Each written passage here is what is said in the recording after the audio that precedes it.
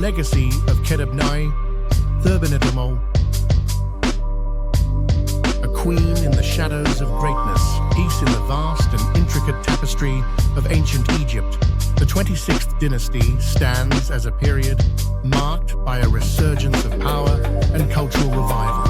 At the heart of this era, shrouded in the shadows of history, was Khedebneithirbinet I, a queen whose life, though sparsely documented, played a pivotal role in the continuity of Egypt's greatness. Khedebneithirbinet I was the consort of Pharaoh Necho II, a ruler known for his ambitious military campaigns and significant contributions to Egypt's infrastructure, including the expansion of the canal system that connected the Nile to the Red Sea. Necho II's reign was a period of external expansion and internal consolidation, establishing Egypt as a formidable force in the ancient world. It was under his rule that the Egyptian army, equipped with chariots and iron weapons, marched into Asia Minor and battled the Babylonians, asserting Egypt's dominance in the region. Though the queen remains largely in the background of historical records, her significance cannot be understated. As the wife of Necho II, Khedebneithirbinet I was likely instrumental in the court's political and ceremonial life.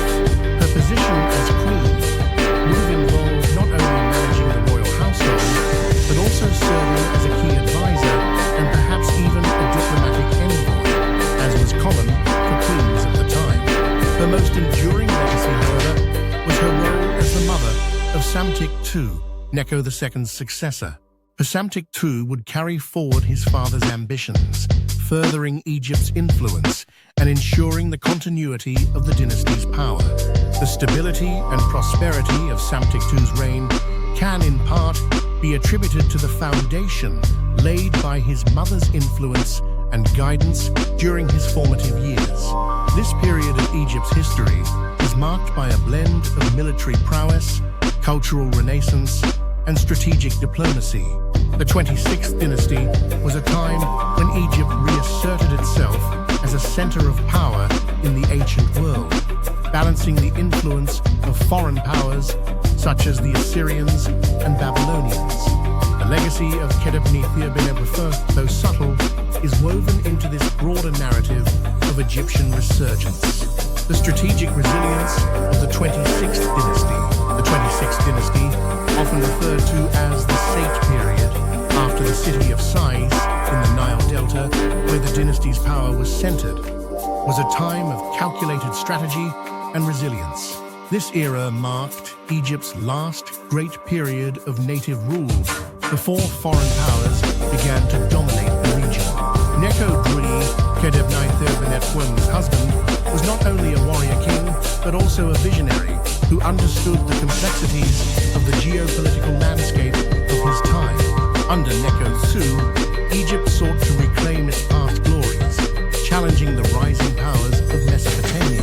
His military campaigns, particularly the famous encounter with the Babylonian forces at the Battle of Carchemish in 605 BCE, demonstrated Egypt's determination to assert its influence far beyond its borders.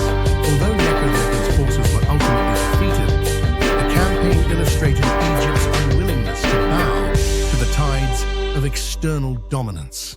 In this context, Khedebneithirbinet I's role as queen gains a sharper focus. While her direct actions are not recorded in the annals of history, the strength and stability of the royal household during this tumultuous period suggest a queen who was deeply involved in the affairs of state. The queen's influence would have been crucial in maintaining the internal cohesion of the dynasty, especially as Necho II ventured into risky military endeavors. Her ability to uphold the stability of the court, manage alliances, and perhaps even influence key decisions would have been vital to the dynasty's endurance. Psamtik II, their son, inherited a kingdom that, while militarily challenged, was culturally and politically robust. Under his rule, Egypt continued to engage with the complexities of the Near Eastern power dynamics, even as he pursued a campaign against Nubia to the south, extending Egyptian influence deep into Africa. This period of Psamtiktu's reign was marked by an assertion of Egyptian authority and the continued flourishing of Said culture, which blended traditional Egyptian practices with new influences from Greece and the Levant. The enduring influence of Nubian and Egyptian cultural synthesis, Khedebneithirbinet I's era was one where the interaction between Egypt and Nubia was particularly significant. The long history of Egyptian-Nubian relations had seen periods of both conflict and cooperation, and by the time of the 26th dynasty, Nubia was a powerful kingdom in its own right. Psamtiktu's campaign against Nubia was as much about securing Egypt's southern borders as it was about asserting the dominance of the Said dynasty. The cultural exchange between Nubia and Egypt during this period enriched both civilizations. Nubian rulers had themselves adopted many aspects of Egyptian culture, religion, and governance, reflecting the deep and enduring influence of Egypt on its southern neighbor. In turn, Egypt's interaction with Nubia brought new perspectives and ideas into the Egyptian cultural sphere, including in areas such as art, architecture, and religion. This synthesis of cultures is emblematic of the Said dynasty's broader approach to governance and diplomacy. The ability to integrate and adapt foreign influences while maintaining a strong sense of Egyptian identity was key to the dynasty's success. Khedebneithirbinet I as queen would have been at the heart of these cultural exchanges, ensuring that the court remained a beacon of Egyptian tradition while embracing the beneficial aspects of foreign ideas. Conclusion: drawing strength from a legacy of adaptation and resilience, the story of Khedebneithirbinet I and the 26th dynasty is one of resilience in the face of change, adaptability in the face of external pressures, and the quiet strength of those who operate behind the scenes. The greatness of this period in Egyptian history was not only defined by the battles fought or the monuments built, but by the ability of its leaders to navigate a rapidly changing world with wisdom and foresight. As we look back on this era, we are reminded that true strength lies in the ability to adapt while staying true to one's core values. The legacy of Khedebneithirbinet I encourages us to embrace change, recognizing that it is not a threat, but an opportunity for growth and renewal. By understanding the past, we gain the wisdom to face the future with confidence, knowing that we too are part of a long and enduring story of human greatness. The subtle power of queenship. Khedebneithirbinet I's influence.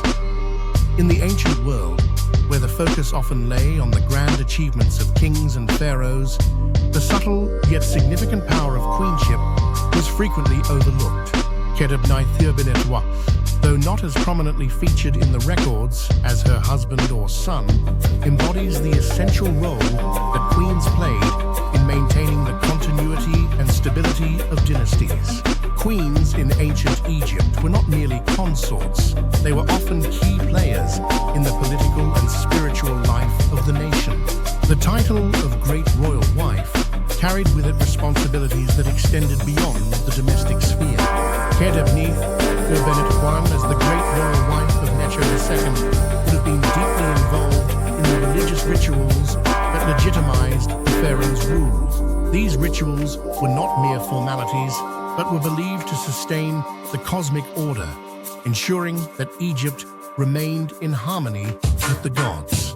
In this role, Khedebneithirbinet I would have been a vital presence in the temples, participating in ceremonies that invoked the protection and favor of the gods for Egypt. The queen's participation in these rites was not just symbolic, it was seen as essential to the well-being of the nation. Her influence would have extended into the realm of diplomacy as well, where marriages and alliances often hinged on the queen's ability to manage relationships with foreign powers. Conclusion: the enduring wisdom of the ancients. As we conclude the story